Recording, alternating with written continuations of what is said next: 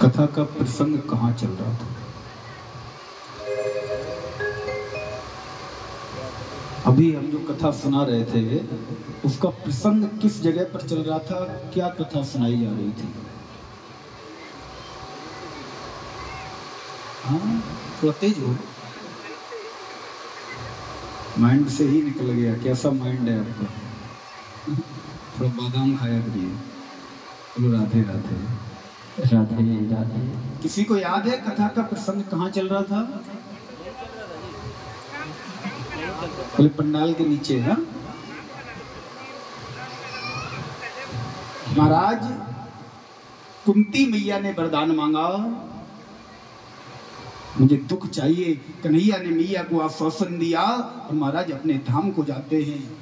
इधर परीक्षित जी ने बड़े ही सुंदर राज्य का स्थापन किया। बड़ा ही सुंदर राज्य है।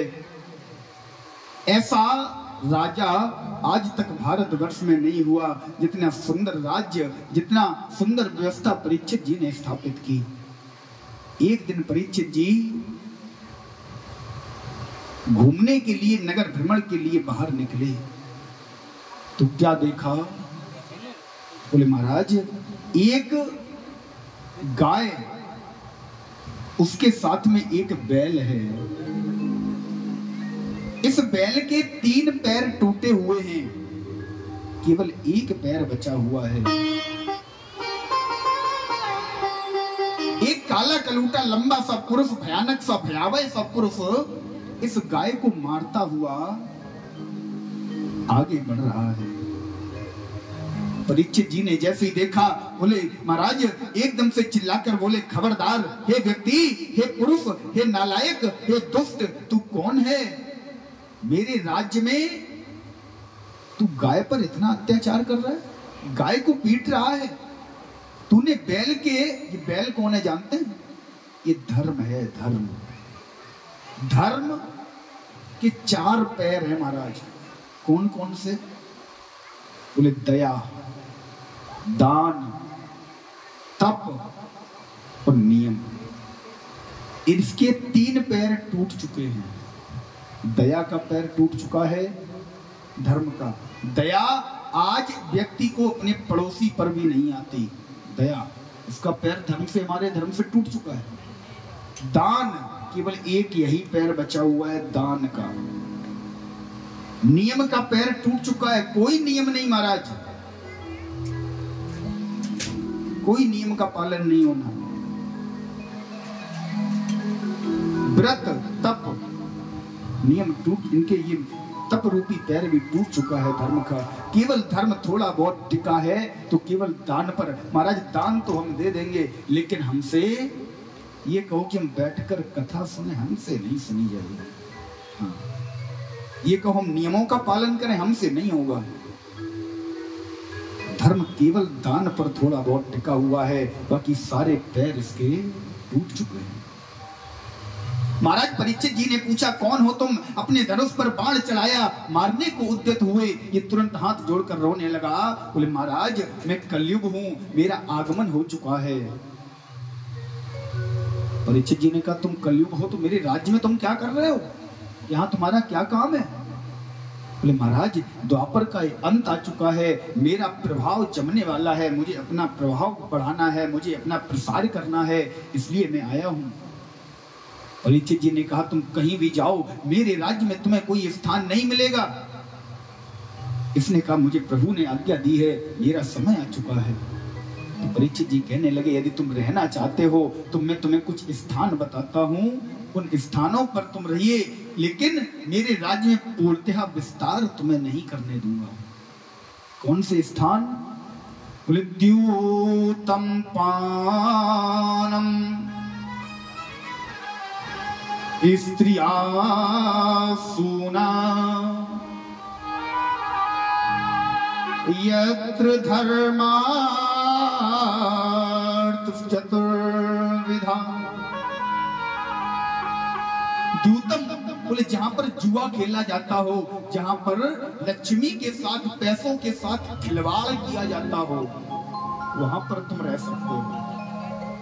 पानम, जहां पर पान किया जाता हो, काय का?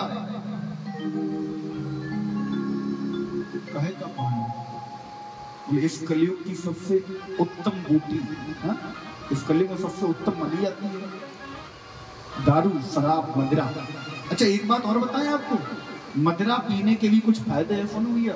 हाँ वो फायदा, मदिरा पीने के फायदे हैं जानते हैं आप लोग? किस किस को पता है मदिरा पीने से फायदा होता है? नहीं पता। मदिरा पीने वाले व्यक्ति को कभी कुत्ता नहीं काटता, कभी श्वान उसे काट ही नहीं सकता। क्यों? क्योंकि वो स्वयं श्वान की भांति बनकर उन्हीं के साथ खेलेगा। मदिरा जब पी लेगा तो उन्हीं के साथ खेलेगा, वो उन्हीं में मिल जाएगा, तो कैसे काटेगा? बोले महाराज मदिरा पीने वाले व्यक्ति के घर में कभी चोरी नहीं हो सकती। बहुत बड़ा फायदा है, कभी चोरी नहीं हो सकती। क्यों? क्योंकि जब वो रोज मदिरा पिएगा, मदिरा के नशे में दिन भर रहेगा, कुछ करेगा है नहीं, शाम को फिर उसे मदिरा चाहिए, तो घर में जो सामान होगा वो पहले ही वो बेच कर सब मदिरा पी जाएगा, घर में बचेगा ही नहीं कुछ, तो चोरी काहे की होगी? हाँ? ये बहुत बड़ा फायदा है, चोरी नहीं हो सकती। तो महाराज परीक्षित जी ने कहा कि तुम ऐसी जगह पर रहो जहां जुआ खेला जाता हो। बोले द्यूतम पानम, जहां पर मदिरा का पान किया जाता हो। स्त्रिया सूना, बोले जहां पर स्त्रियों के साथ व्यभिचार किया जाता हो, स्त्रियों का सम्मान जहां ना होता हो, स्त्रियों पर अत्याचार किए जाते हो, ऐसी जगह पर तुम रहो। ये तो 3 जगह हो गई। बोले सूना, एकांत स्थान में, एकांत स्थान में तुम रहिए। 4 प्रकार के स्थान बताए परीक्षित जी ने। तो कलयुग ने हाथ जोड़े, बोले महाराज इन 4 स्थानों पर कोई भी सज्जन व्यक्ति, कोई भी भला आदमी तो जाएगा नहीं। ये 4 स्थान ऐसे हैं, एक तो कोई अच्छा सुंदर सा स्थान हमें दे देते।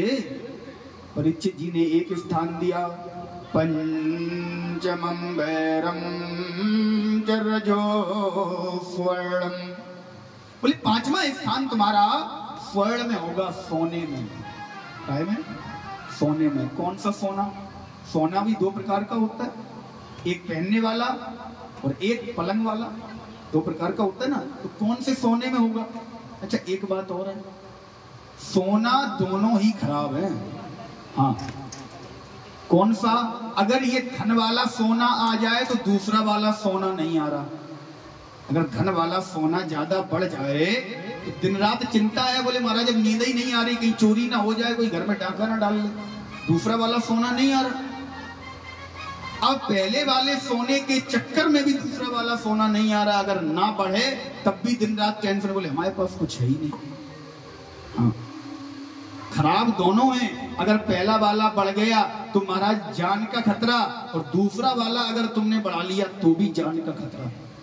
अधिक सोने से महाराज शरीर का नाश होता है, उम्र कम होती है। परीक्षित जी अभी बताएंगे क्यों उम्र कम होती है। परीक्षित जी महाराज ने इसे कलयुग को स्थान दिए। कलयुग को स्थान देने के बाद परीक्षित जी महाराज अपने महल में वापस आए और जरासंध का वध करके भीम जो मुकुट लेकर आए थे।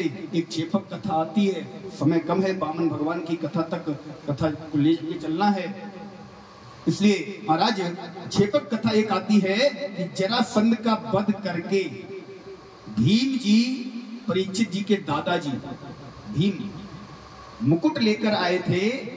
उसी मुकुट को जैसे ही परीक्षित जी ने अपने सर पर रखा, तुरंत कलयुग वहीं प्रवेश कर गया। सोने में स्थान दिया किसने? परीक्षित जी ने। बोले तुम सोने में रहोगे।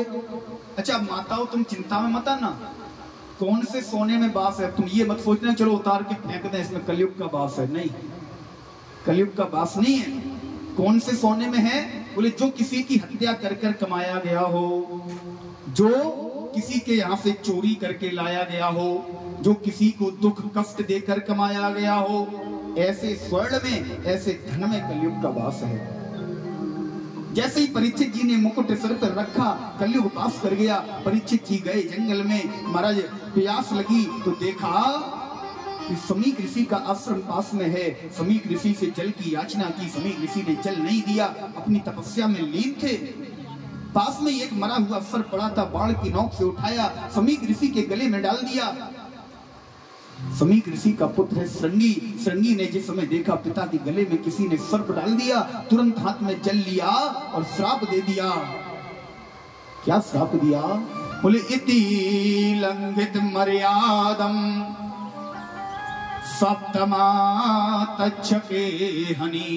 जिसने भी इस मर्यादा का उल्लंघन किया हो उसे ठीक आज से 7वें दिन तक्षक उसका दंशन करेगा। समीक ऋषि की निद्रा खुली। श्रृंगी ऋषि से पूछा, क्या हुआ पुत्र, तुम इतने क्रोध में? बोले पिताजी, आपके गले में किसी ने ये मरा हुआ सर्प डाल दिया। बोले तो क्या हुआ? बोले हुआ कुछ नहीं पिताजी, मैंने उसे श्राप दे दिया। बोले क्या श्राप दे दिया? बोले मैंने श्राप दे दिया सप्तमा तक्षके हनि, आज से ठीक 7वें दिन उसे तक्षक उसका दंशन करेगा। समीक ऋषि ने अपने नेत्रों को बंद किया, योग माया के बल से जैसे ही देखा, बोले अरे तुमने परीक्षित जी को श्राप दे दिया। ऐसा राजा, ऐसा शासक हमारे भारतवर्ष में आज तक हुआ नहीं। ऐसे महान धर्मात्मा राजा को तुमने श्राप दे दिया। कहने लगे, बेटा पुत्र तुमने ये अच्छा नहीं किया। बेटा बेटा बेटा बेटा तुझे श्राप न हरगिज देना था।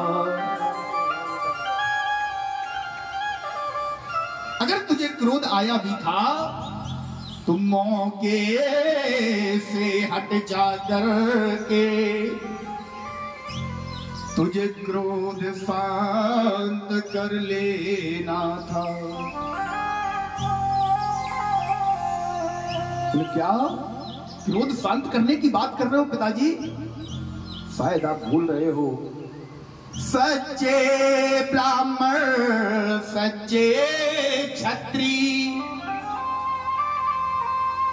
अपमान नहीं सह सकते हैं, और जिनको सुनने की चाह नहीं